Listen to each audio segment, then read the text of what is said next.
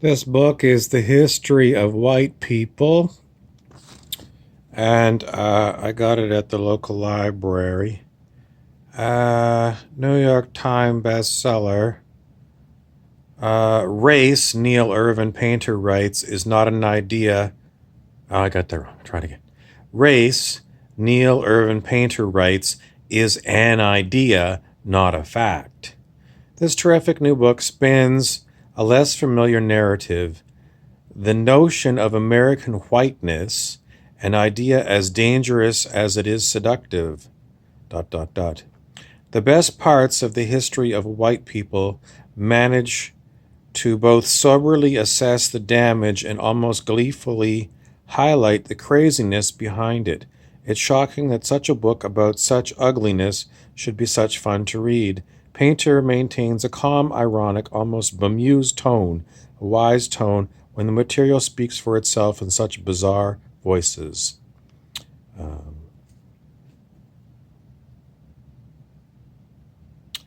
Ever since the Enlightenment, race theory and its inevitable partner, racism, have followed a crooked road constructed by dominant peoples to justify their domination of others. The history of white people. Well, I hate to say it, but yes, white people have had a horrible history, and a lot of white people have suffered under the hands of other white people. So, if there was only one color and everyone was white, there's definitely some who rise to the top and want to be in control of everyone else. So, I wanted to touch on George W. Bush, and I do have a large book by Kitty Kelly called The Family, and it's about the Bush family. Do I get it this way or that way? The Family. And, well, do you remember after 9/11, they made a new agency of the United States, and it was called the Department of Homeland Security. And, what does homeland sound like to you? Well, if you didn't know it, you should know it, that George W. Bush's grandfather, Senator Prescott Bush, was convicted of trading with Nazi Germany after World War II. He was a U.S. senator, yes, a United States senator, and he was in bed with Adolf Hitler. He had all kinds of shenanigans going on with banks and this and that.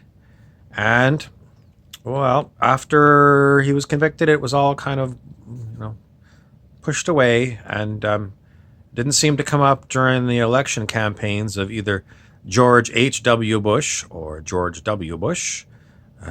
Mainstream media completely ignored the issue that the family had Nazi leanings. But George W. Bush, his administration, created the Department of Homeland Security, and to me, Homeland sounds like what Adolf Hitler called Germany.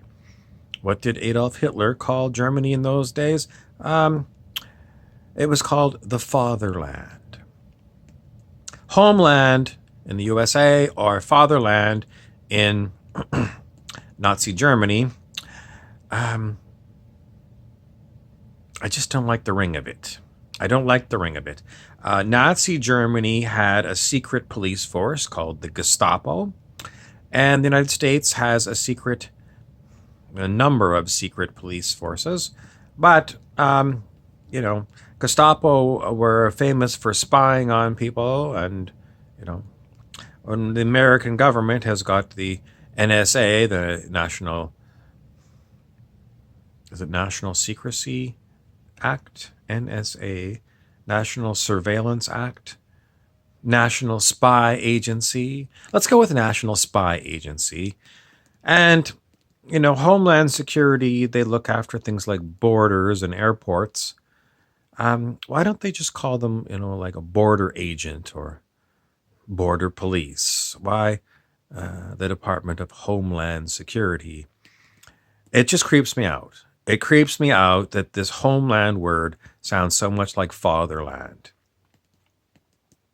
Have you ever read George Orwell's book 1984? In the olden days, in high school, they gave it to all the students to read. I don't know if they give it to students these days, but Orwell's 1984 was all about life as we live it here on planet Earth. It is all about how the news is rigged and how history is rigged. How is it rigged? Well, it's designed to keep you in the dark. You watch the news and you expect to be up to date.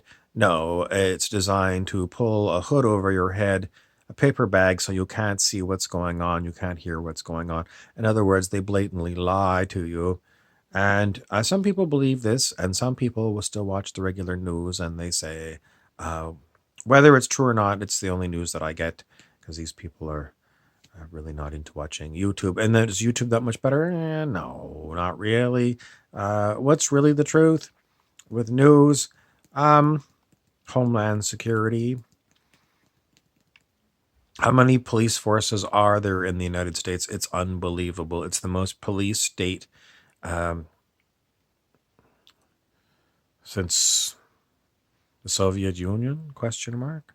Very heavily policed. It's a police state, and the New World Organization. What does that NWO stand for? Well, New World Order. New World Order, which was George H.W. Bush and everyone else in his repertoire. New World Order is making the whole planet a police state run by the Department of Homeland Security in the United States, which answers to, well, who do they really, well, the deep state. And who does the deep state answer to? Someone wants to say the Koch brothers, not Coca-Cola, Koch, the right-wing capitalists. Or is it George Soros, or is it Bilderbergers, or the Trilateral Commission, or Princess, Queen Beatrix of the Netherlands, or Queen Elizabeth, or Henry Kissinger? You got to throw him in there. And what is it that they really want to do? They're very afraid of us, the great unwashed masses. The great unwashed was an old term for poor white trash. So are they? Yes, they're still quite worried about poor white trash, and that's enough to put on their plates. That you don't have to bring in any other countries and any other ethnic group. Poor white trash is enough to scare the bejesus out of people like the Koch brothers. Why? Well, if you work for the Koch brothers, the story is you work hard for us and you'll move up the ladder, and you'll. What's the real story? The Koch brothers want to become emperors of the world, along with a lot of other capitalists, primarily because they're afraid of poor white trash. Why? Because poor white trash don't have nothing. They don't got nothing, so they got nothing to lose. And when they finally piece together that whether you vote for the Democratic Party or the Republican Party, you basically get the same Homeland Security person and the same police, and it's all basically the same shit show. So, are you in a no? You're not in a democracy. Donald Trump told you in the last election it's rigged, folks. And who picks? Well, I don't. I don't want to tell you, but it's picked by people like the Koch brothers, whether it's Democrat or Republican. It's they all report to the same people. So, what is the poor white trash going to do about it? Um, that is a good question, and that is the question that the Department of Homeland Security and the National Spying Agency are always trying to figure out, which poor white trash is going to upset the articles of which articles? Well, I don't know. Is it your Constitution? I'm not an American, just so you know.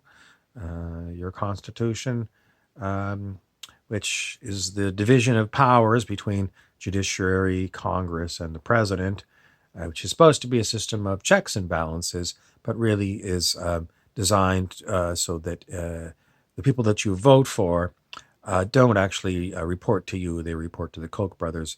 And this goes on forever. And you wonder why nothing ever really works for the poor white trash. It's because, well, some of them are incredibly stupid and they wear Make America Great Again hats, and they're sure that Donald Trump is going to save them. These are pretty much the dumb poor white trash. And then the other dumb poor white trash are the ones who say Bernie Sanders or Elizabeth Warren are going to save your bacon. And everyone knows that Bernie Sanders is Jewish and he supports Israel, and Israel, the Palestinians. So what does it really mean? Well, who does Bernie Sanders really report to? He's going to report, if he was ever elected, he would report to Benjamin Netanyahu of Israel. Why? Because that's what happens. Whether it doesn't matter that Sanders is Jewish, Trump is Presbyterian, which is a Christian denomination, and he still reports to Benjamin Netanyahu. And Obama also reported to Netanyahu. Everyone reports to Netanyahu. Who does Netanyahu report to? A bottle of booze. He is reputed to be an unbelievably hardcore alcoholic. And so the emperor of the world is presently a drunk. Does it surprise you? No, because everyone knows that people that are drinking usually get very mean-spirited, and we all know that Benjamin Netanyahu likes to be very mean-spirited to everyone, and he's got very flinty eyes. And what do you do with Benjamin Netanyahu if you're an American?